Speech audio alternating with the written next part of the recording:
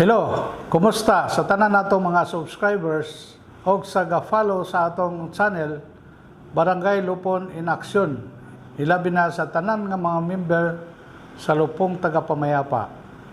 A special shout out sa atong mga higala, punong barangay o barangay Maibo, the Honorable Junit Chimpo, and punong barangay o barangay Sumili, the Honorable Oscar Giraldo, all of Butuan City, uban sa mga Lupon members sa ilang malampusong gipahigayon nga seminar with the topic The Basic Techniques in Handling Dispute Resolution in Katarungan Pambarangay.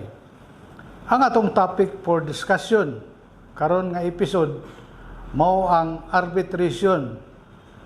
Kini ang ikatulong proseso o pamaagi paghusay sa reklamo nga gisang-at nganha sa lupon sa barangay gawas sa mediation nga dumalahon ni kapitan o sa conciliation nga dumalahon sa pangkat.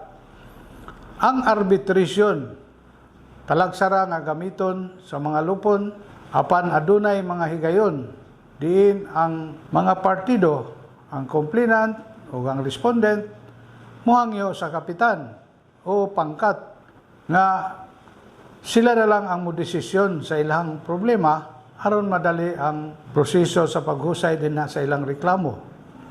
Question: unsa ka preparado ang kapitan o mga membro sa pangkat pagpahaluna sa arbitration isip maoy pamaagi nga gamiton paghusay sa reklamo nga sa lupon sa barangay? Second, sa arbitration proceedings, kinahanglan nga adunay arbitrator. Question: unsaon o kinsa man ang mopili sa mamahimong arbitrator? Third, ang desisyon ba sa arbitrator aduna ba usab kini gahom susama sa order sa usa ka korte? Unsa ang kalainan sa arbitration award o sa amicable settlement? Kini nga mga pangutana ang atong hatagan sa pagtagad ning atong short video presentation.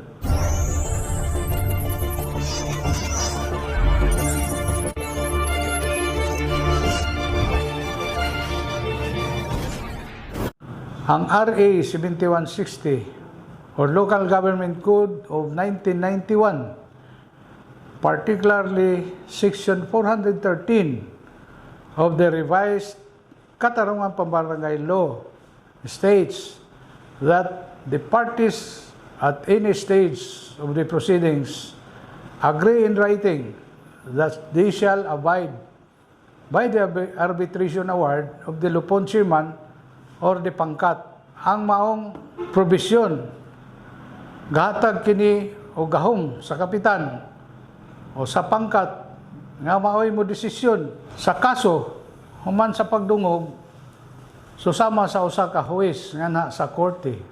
Dinhi sa arbitration kinahanglan ang mga partido nga magkasabot nga ilang ipalailaom ang paghusay nga na sa kapitan o sa pangkat nga mao ang gipiling arbitrator pinaagi sa ilang pag-uyon sa complainant o sa respondent gamit ang KP Form number 14 or Agreement for Arbitration. Human mapirmahe ang Agreement for Arbitration, ipadayon sa kapitan o pangkat ang pagdungog, paminawan ang mga partido sa ilang mga reklamo o kontrareklamo uban sa ilang mga testigos sulod sa 5 ka adlaw gikan sa katapusang adlaw sa pagdungog mupagawas ang kapitan o ang pangkat sa desisyon sa ilang paghusay gamit ang KP Form number 15 o Arbitration Award.